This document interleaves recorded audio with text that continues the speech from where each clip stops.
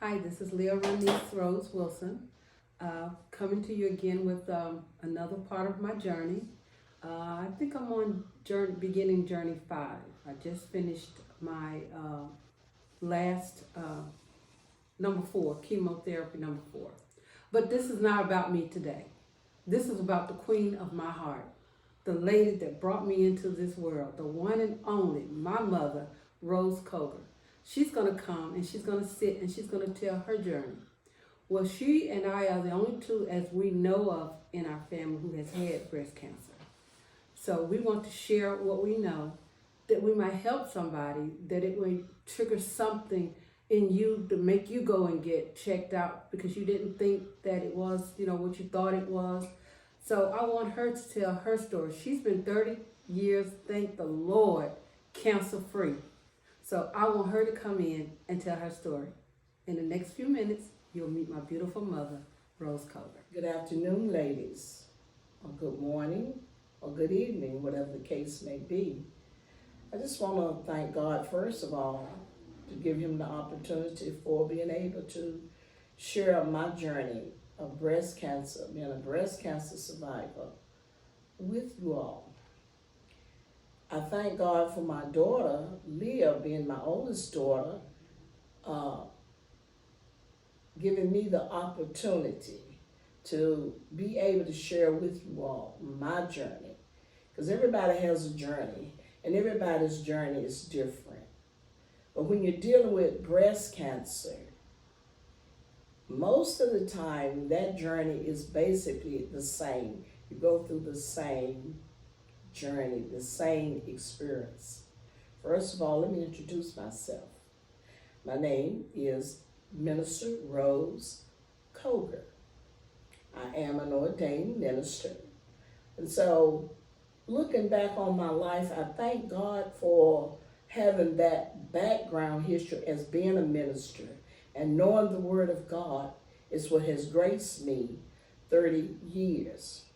So when I found myself in this situation 30 years ago, I was in the shower. That's why I say everybody's journey began different. And it happens in different places for different reasons. So I was in the shower, and I had a doctor's appointment that next day, but it wasn't even about breast cancer. It was about some other issues I was dealing with. So when I went to the doctor,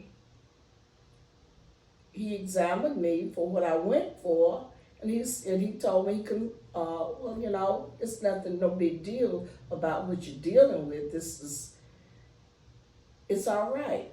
But it wasn't about breast cancer.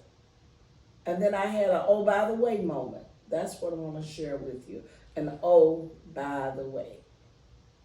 Sometimes we go through things and we don't even think of the importance of it, or we don't even think about it. But then, oh, by the way. So that's what I had, an oh, by the way moment. And that oh, by the way moment is what saved my life. And what I mean by that is, by me bringing that up, oh, by the way, I found a knot in my breast. Had I not had that oh, by the way moment, I would have left with just a report that he gave me about what I really went for. But the oh, by the way moment, see how God works, how he does things. He says, I'll bring all things to your remembrance. So he brought it to my remembrance that I had said, I'm going to talk to the doctor about this lump that I found in my breast. And so the oh, by the way moment is what I told the doctor. And he says, well, I tell you what we'll do. We'll do a biopsy. I said, okay, it's fine. But, oh, by the way, I'm going out of town for vacation. He says, well, we'll do the biopsy. And when you come back, then we'll, take it from there. So, being the doctor, I says, what's best. So they did the biopsy 30 years ago in 1993. Healthy, hadn't been through a whole lot of health issues. This was in August. I have a birthday in August. I think I was 49, if I'm not mistaken. I was 49 years old. And so I went to the doctor. He set up an appointment for me to come, and they did the biopsy. And I said, so where we go from here? He said, well, it is malignant. And if you know it's malignant, that means that there are some cancer cells. And so he says, well, it's small, it's confined to that one area. So he said, you'll be just fine. Go on your vacation and enjoy yourself. And when you come back, we'll do surgery. So the same daughter that I'm speaking of here, I was going to Florida with her, going to the beach, going on vacation. And so we went and we enjoyed ourselves on vacation. And so when we came back, I think I came back around my birthday, around August. I think that's when it was. And so that's when they set my appointment up to have surgery. So I went to the appointment, and I'm trying to get all this, I'm trying to collect my thoughts of just how it did happen. So I went and they did the surgery, and he said it was confined to that one area, and that it was, then he also decided to do, not only do a lumpectomy, but they did remove the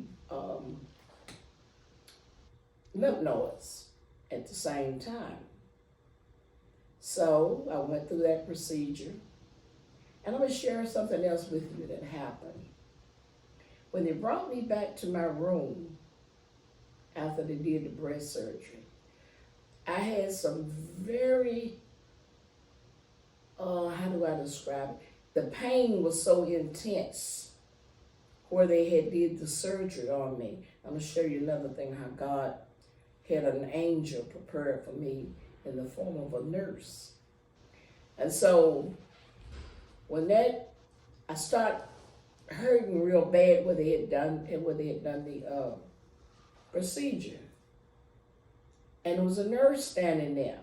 She could see that the pain was so intense. She could even see it moving under my skin. And she says, no, we have to take her back for surgery.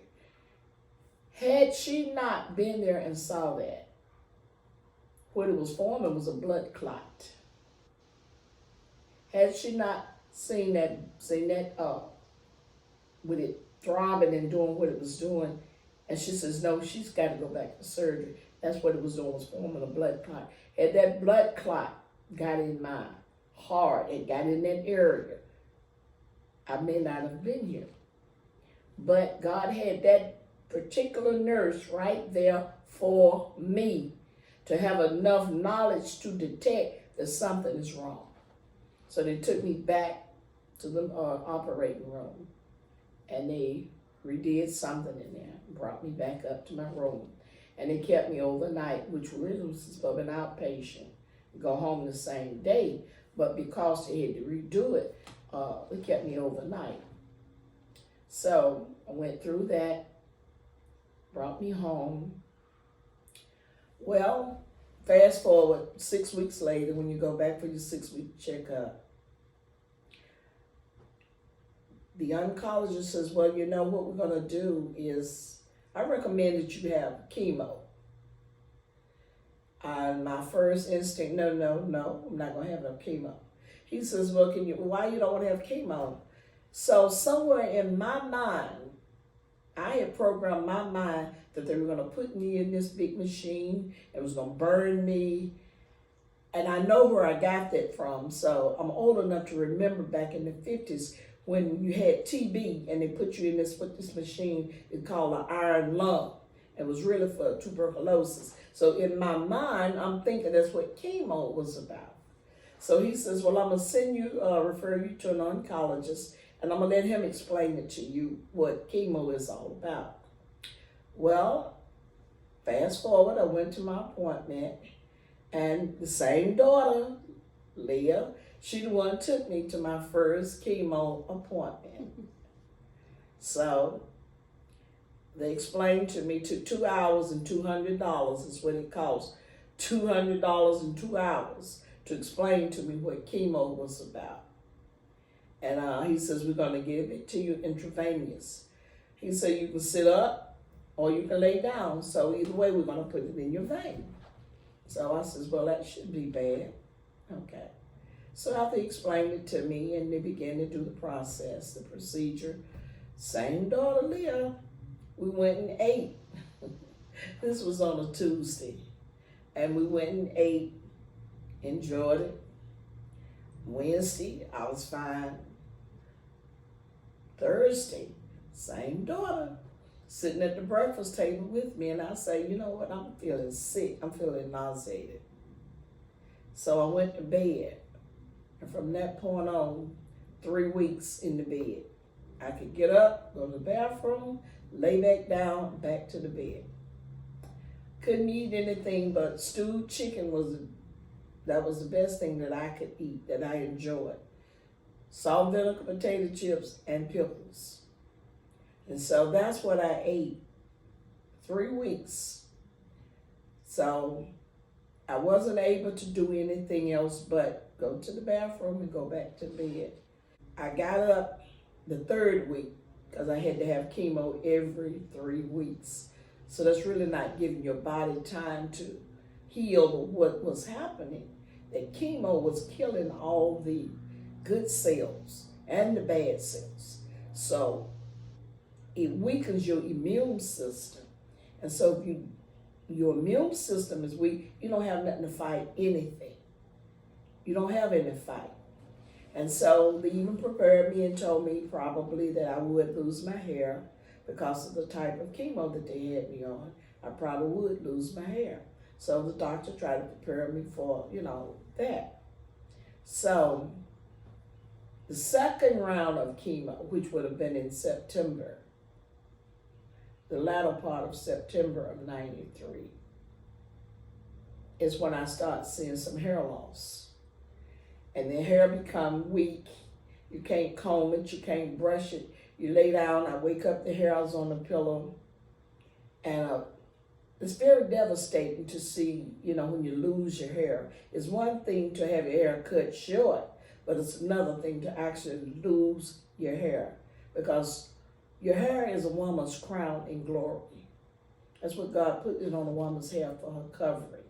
And so when you begin to lose your hair, it takes something away from you mentally, physically, and emotionally. And so going through that, began to cut my hair on a Sunday. My husband cut the back and I cut the front. This was on a Sunday after church. So by Tuesday, I was completely bald-headed. Bald. You lose hair, your eyelashes, your hair everywhere. The hair grows, you lose that hair. And so I began to wear a wig. I wore a wig for a little while. I wore a turban. That wasn't my style. And so the Lord spoke to me and said, take it off. Take it all off. So I took it off and I said, well, I'm going to go down to the shopping center and walk around and just see if anybody gonna just stare at me, because when you're going through chemotherapy, your hair is a different type of bald. It's a different type of look. So I made up my face, put earrings on, and walked around at the shopping center. Nobody paid me any attention. It's just like, just to know them, like that's the style. And so that's what I did. And then I got up the nerve and got up the energy to go to church. And so I walked in church with a bald head. Children didn't look at me. The children didn't stare at me. But what I got was a standing ovation when I walked into church for the first time. And so I'm saying all that to say that God allows you to go through things is for a reason and it's for a season. And it's really not for you, but it's for somebody else. And so when you ask the question, why me, Lord? Why me? Then he can ask you, why not you? And so when you think about going through breast cancer, it's not, breast cancer is just not a female thing. Men have breast cancer as well. And a lot of times people are not aware of that men do have breast cancer. A breast is a breast. Cancer is cancer. And so when those cancer cells get in your body, you can have cancer in the breast, brain cancer, lung cancer, uterus cancer. You can have cancer in any part of your body.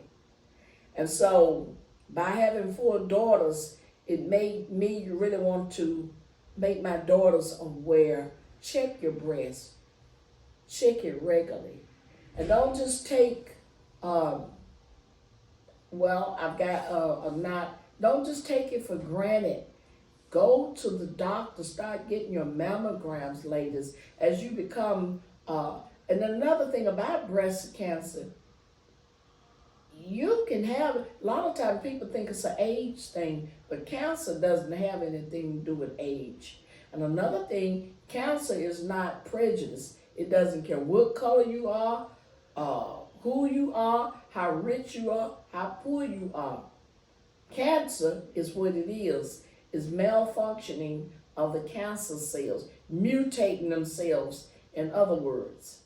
And so if you feel like you even have a little lump, stop trying to diagnose your own self and go to those that have the experience and the knowledge to know that you need to have a biopsy.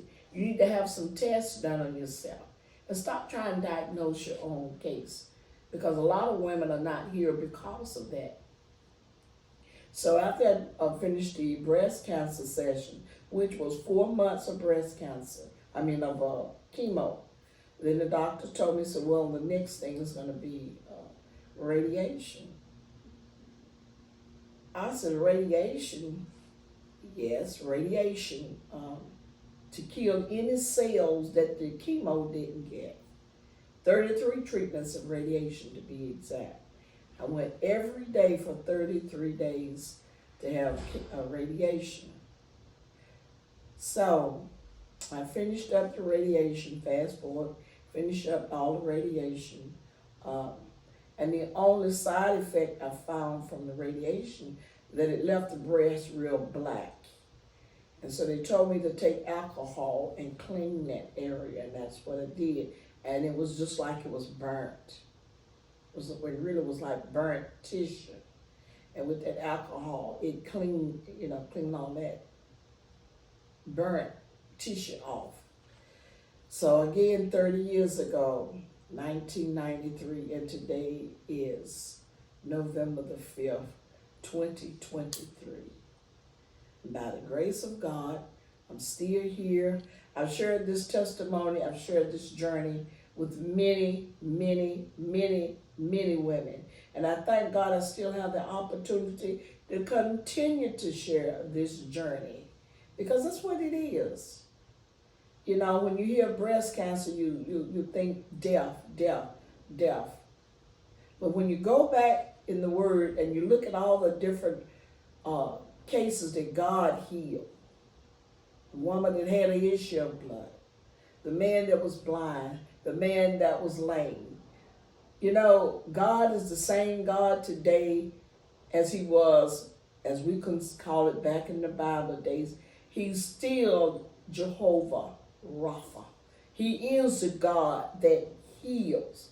He is the God that still delivers. He is the God that brings peace. He is still the God that comforts you, even when you're going through your sickness, when you're going through, things in your life. He's the same God today, yesterday, and forevermore. So all you ladies and gentlemen and men that may be going through this journey, share your journey, because you don't know who is going to help. You don't know who is going to help deliver. Because when you got a good support system, you don't realize how valuable that support system is. Somebody to pray with you, someone to encourage you, and to let you know God can and God will. And I am a witness, 30-year witness.